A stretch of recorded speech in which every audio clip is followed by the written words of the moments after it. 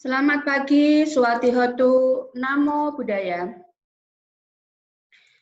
Anak-anak Ibu sedama yang berbahagia, pada pagi hari ini Ibu akan melanjutkan pembelajaran daring kelas 7, pertemuan kelima tentang khotbah-khotbah. Apa itu khotbah-khotbah? Khotbah-khotbah adalah semua ajaran Sang Buddha. Setelah masa puasa selama 49 hari selesai, Buddha duduk di bawah pohon Rajayatana. Belum lama beliau duduk, ada dua orang pedagang bernama Tapusa dan Balika mendatangi beliau dengan sikap hormat, memberikan salam, kemudian mereka memohon dengan sangat agar Buddha mau menerima persembahan yang mereka bawa. Mendengar permintaan Tapusa dan Balika, Buddha tidak merasa keberatan, tetapi sebagai seorang Tathagata, beliau memikirkan cara untuk menerima persembahan mereka karena seorang Tathagata tidak menerima persembahan dengan tangan mereka sendiri. Mengetahui kesulitan Buddha, maka Dewata penjaga 4 penjuru, 1 Maharaja, yaitu Datarata dari sebelah timur, Werulaka dari selatan, Werupaka dari barat, dan Kuwera dari utara. Dari 4 penjuru datang menolong dengan mempersembahkan 4 buah mangkok keramik untuk Buddha dan berkata, "Oh Guru, dengan mangkok ini biarlah Yang Mulia menerima persembahan tepung dan madu di tempat ini." Buddha menerima 4 mangkok tersebut. Kemudian dengan kekuatan gaibnya, beliau menjadikan 4 mangkok tersebut menjadi 1. Dengan demikian, Buddha dapat menerima persembahan dari Tapusa dan Balika. Buddha menerima persembahan dari Tapusa dan Balika, kemudian Buddha menyantap persembahan tersebut. Setelah selesai menyantap persembahan, Tapusa dan Balika bersujud di kaki Buddha sambil berkata, "Oh Guru, kami berlindung kepada Yang Mulia dan Dhamma. Biarlah Yang Mulia memperlakukan kami sebagai pengikut awam Yang Mulia sejak hari ini sampai maut menjemput kami." Tapusa dan Balika merupakan umat Buddha awam yang pertama, yaitu Upasaka, yang memanjat parita Tisarana atau parita perlindungan hanya kepada Buddha dan Dhamma, karena pada waktu itu Sangha belum terbentuk. Kemudian Tapusa dan Balika memohon untuk diberikan suatu barang untuk dibawa pulang. Kemudian Sang Buddha mengusap kepalanya dengan tangan kanan dan memberikan beberapa helai rambut, kesa datu, relik rambut. Mereka pun menerima kesa datu dengan gembira, dan setelah tiba di tempat tinggal, mereka mendirikan sebuah pagoda untuk memuja kesa datu tersebut. Sang Buddha teringat janjinya kepada Brahma Sahampati hendak mengajarkan Dhamma kepada manusia dan para dewa. Maka muncul pikiran pertama dari Buddha, kepada siapa pertama kali aku harus mengajarkan Dhamma yang sangat sulit ini? Siapa kiranya yang dapat memahami Dhamma yang sangat sulit ini dengan cepat? Lalu Buddha teringat kepada gurunya pada saat dia menjadi seorang pertapa, yaitu Alara Kalama dan Udaka Ramaputta. Namun kedua-duanya telah meninggal dunia. Akhirnya Sang Buddha teringat kepada 5 orang pertapa, kawannya pada waktu di hutan Urwela, yaitu Kondanya, Badia, Wapa, Mahanama, dan Asaji. Saat perjalanan menuju Taman Rusa Isipatana, Buddha bertemu dengan seorang pertapa Ajiwika bernama Upaka di dekat Sungai Gaya. Upaka bertanya kepada Buddha, "Sangat jernih indriamu, teman, bersih dan cemerlang warna kulitmu. Untuk siapakah pelepasan telah kau lakukan, teman? Siapakah gurumu, teman? Ajaran siapakah yang kau tekuni?" Buddha menjawab bahwa beliau adalah orang yang maha tahu dan tidak mempunyai guru, siapapun juga melalui syair. Semua telah kuatasi, semua telah ku ketahui, dari apapun aku bebas. Semua telah kutinggalkan, aku telah sempurna menghancurkan nafsu keinginan, pencapaian tingkat arahat. Setelah memahami semuanya, siapakah yang patut kusebut guruku? Aku tidak punya guru yang mengajarkan penerangan sempurna. Tidak ada yang setara dengan diriku. Di dunia, tidak ada yang dapat mengalahkanku. Aku adalah arahat. Seorang guru yang tak terkalahkan, hanya aku yang telah mencapai penerangan sempurna. Aku sudah tenang dan tentram. Aku pergi ke kota untuk mengembangkan roda dhamma. Dalam dunia yang gelap, aku akan menabuh gendering keabadian. Lalu Upaka bertanya lagi, "Jika begitu, teman, kamu menyatakan diri sebagai arahat, seorang penakluk yang tak terbatas?" Buddha menjawab, "Seperti aku inilah penakluk yang telah menghancurkan semua kekotoran batin. Semua keadaan kejahatan telah kuatasi. Oleh karena itu, Upaka, aku disebut sebagai sang penakluk." Upaka nampaknya sama sekali tidak terkesan. Ia menggelengkan kepala sambil berkata, "Mungkin begitu, teman." Upaka kemudian melanjutkan perjalanannya. Buddha juga melanjutkan perjalanan menuju Benares. Sesampainya di Benares, beliau menuju ke Taman Rusa Isipatana, di mana 5 orang pertapa itu berada. 5 orang pertapa itu melihat Buddha dan bersepakat tidak akan menyapa ataupun memberi hormat kepada Buddha, karena mereka mengira Sang Buddha tergelincir dari kehidupan suci dan kembali ke kehidupan yang penuh kesenangan dan kenikmatan. Mereka mengira Sang Buddha adalah seorang pertapa yang telah gagal. Ketika Buddha datang lebih dekat, kelima pertapa tersebut melihat sesuatu yang berbeda. Mereka melihat pertapa Gotama lebih mulia dan agung. Hal tersebut membuat mereka lupa dengan apa yang telah mereka sepakati sebelumnya. Seseorang di antara mereka maju dan dengan hormat menyambut mangkok dan jubahnya, sedangkan yang lainnya bergegas mengambil air untuk mencuci kaki Sang Buddha. Meskipun demikian, kelima pertapa ini memanggil Sang Buddha dengan sebutan teman, Awuso. Menghadapi hal ini, Sang Buddha menasihati bahwa jangan memanggil Tathagata dengan sebutan Awuso, tetapi dengan sebutan yang mulia. Tathagata telah mencapai penerangan sempurna.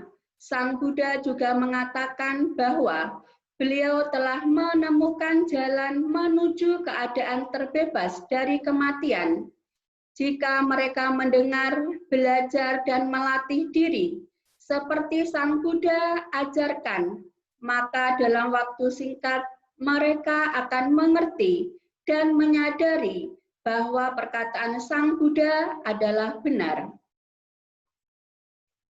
Lalu kelima pertapa itu menolak karena mereka berpendapat bahwa dengan penyiksaan diri yang begitu ketat saja tidak dapat dicapai, apalagi kalau kembali pada kehidupan biasa.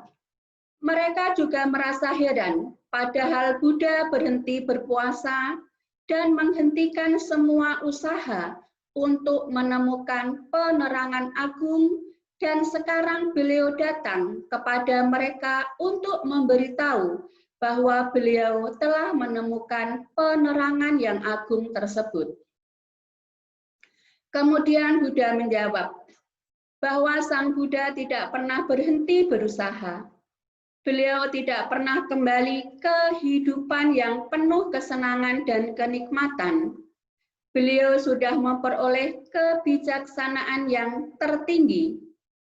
3 kali Buddha menawarkan dan 3 kali pula kelima pertapa ini menolaknya. Kemudian Buddha mengatakan, apakah kalian tahu? Pada kesempatan sebelumnya aku menyatakan hal ini kepada kalian. Akhirnya kelima pertapa bersedia mendengarkan khotbah-khotbah Sang Buddha dengan tenang dan hikmat. Khotbah tersebut diberi nama Dhammacakkappavattana Sutta, yang artinya khotbah pemutaran roda Dhamma. Khotbah pertama diucapkan Sang Buddha tepat pada saat Purnama Sidhi di bulan Asalha, yang kemudian dikenal sebagai Hari Asada.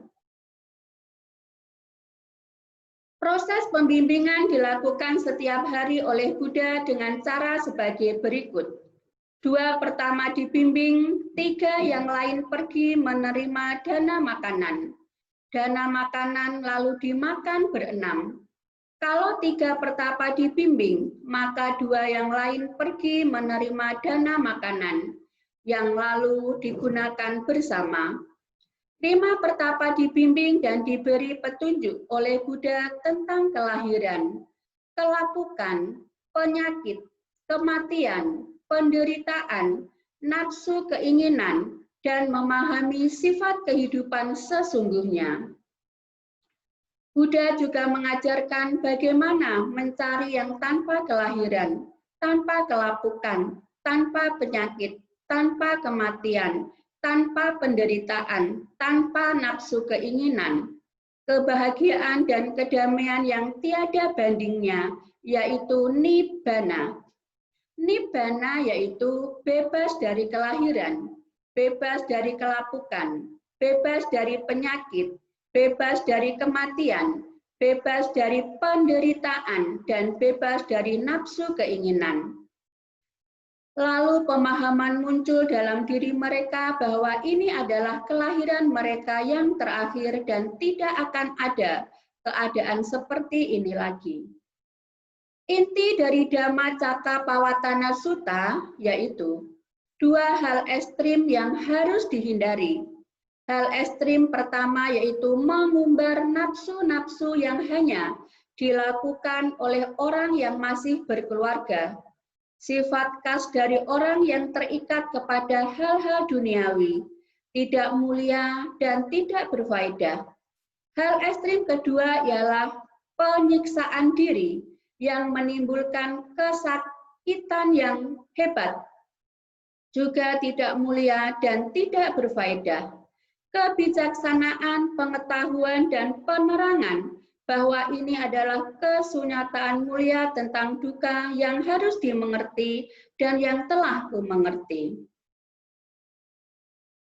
Akhirnya Sang Buddha membabarkan dhamma yang pertama kepada 5 orang pertapa yang berjudul 4 kebenaran mulia. 1. Kebenaran mulia tentang duka. 2. Kebenaran mulia tentang asal mula duka. 3. Kebenaran mulia tentang lenyapnya duka. 4. Kebenaran mulia tentang jalan menuju lenyapnya duka.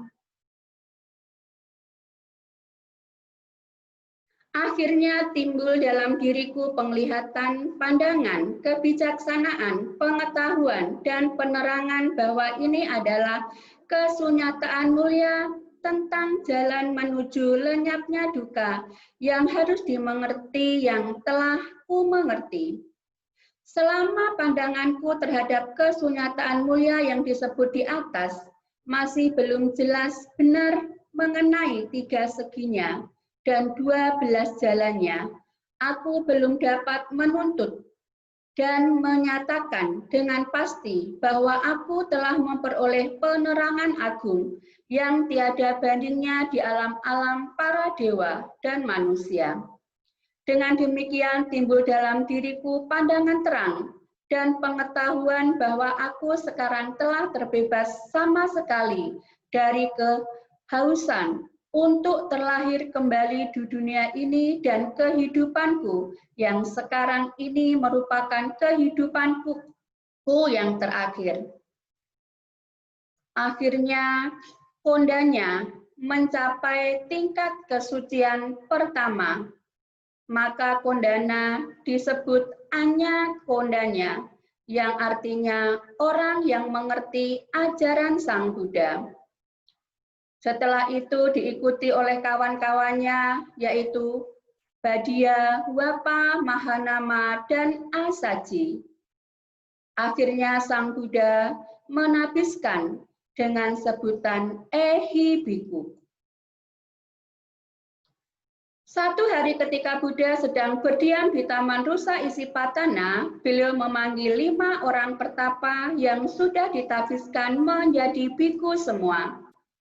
Para biku, marilah mendengarkan apa yang aku jelaskan lebih lanjut tentang 5 kanda. Apa itu 5 kanda? 5 kelompok kehidupan. Baik yang mulia, jawab mereka. Kalau seandainya kanda itu memiliki atta, maka ia dapat berubah sekehendak hatinya dan tidak akan menderita karena semua kehendak dan keinginannya dapat dipenuhi. Misalnya, semoga kandaku begini dan bukan begitu.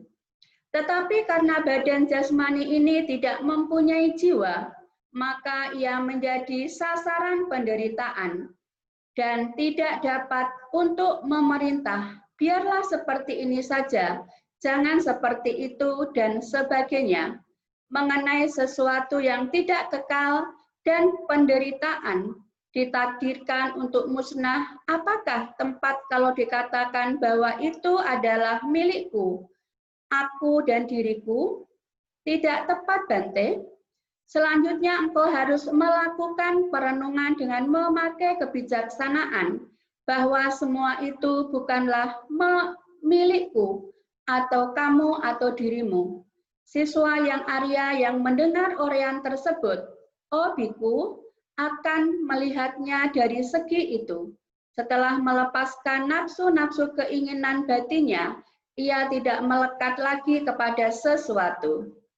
Khotbah kedua Sang Buddha dinamakan Anatalakana Sutta, Sutta tentang corak umum tanpa diri yang kekal. Khotbah ketiga Sang Buddha diberi nama Aditta Pariyaya Sutta, Sutta tentang semua dalam keadaan terbakar. Karena telah melekat lagi kepada semua, maka akan timbul pandangan terang, sehingga ia mengetahui bahwa ia sudah terbebas. Siswa yang Arya itu tahu bahwa ia sekarang sudah terbebas dari tumimba lahir, kehidupan suci, telah dilaksanakan dan diselesaikan tugas yang harus dikerjakan dan tidak sesuatu pun yang masih harus dikerjakan untuk memperoleh penerangan agung. Sabe sata bawantu supitata, semoga semua makhluk hidup berbahagia. Sadu, sadu, sadu.